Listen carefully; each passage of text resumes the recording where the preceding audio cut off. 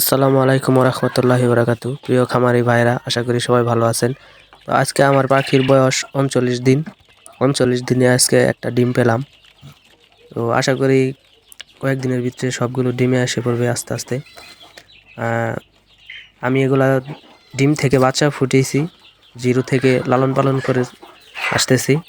আপনারা চাইলে আমার কাছ থেকে যে কোনো বয়সে পাখি কিনতে পারবেন। আর আমার এই পেজটি ফলো দিয়ে রাখবেন, কারণ যে কোনো ভিডিও পেতে অবশ্যই পেজটি ফলো দিয়ে রাখবেন। আর পাখির সম্পর্কে যে কোনো ভিডিও কমেন্টে জানাবেন।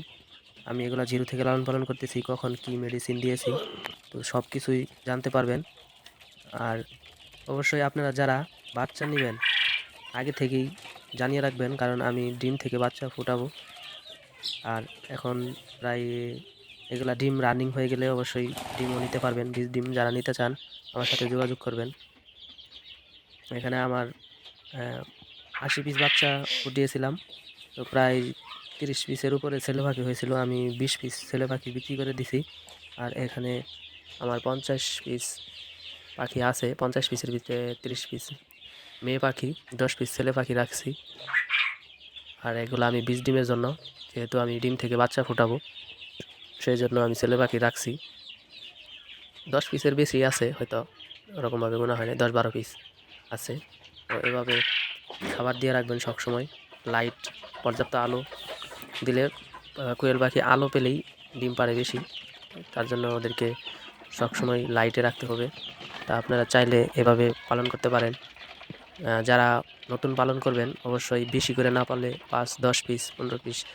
আর যারা খামার করতে চান সর্বোচ্চ 100 পিসের উপরে আমি মনে করি পালাটা ঠিক হবে না, কারণ আপনি 100 পিস দিয়ে শিখতে পারেন। তারপরে আপনি 400, 500, 1000, 2000 যত পিস পারেন পালতে পারবেন, সমস্যা নাই। কিন্তু যারা ডিমের চাহিদা মেটানোর জন্য বাসা বাড়িতে পালতে চান তারা অবশ্যই 10 পিস 20 পিস আমার কাছ থেকে পাখি নিতে পারবেন, নিয়ে লালন পালন করে ডিমের চাহিদা পূরণ করতে পারবেন। আর এই পাখিগুলা ঠিক মতো খাবার হলে ইনশাল্লাহ প্রতিদিনই ডিম দেয়।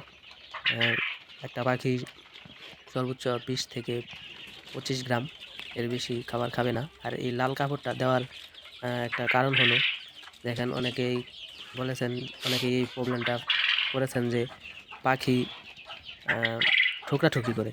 তো যাদের পাখি ঠুকরাঠুকি করে, দেখেন যখন একটা পাখি ঠুকরাঠুকি করে আহত হয়, আহত হওয়ার পর লাল যখন রক্ত বের করে, রক্তের ভিতরে পাখি আরও ঠুকরাঠুকি করে। যখন এরকম আহত হয়ে যায়, এরকম একটা লাল কাপড় দিয়ে দিবেন, তারা এই লাল কাপড়ের ভিতরেই ঠুকরাবে এবং অভ্যস্ত হয়ে যাবে, তখন আর তাদের শরীরে আঘাত করবে না। ধন্যবাদ সবাইকে, সবাই ভালো থাকবেন।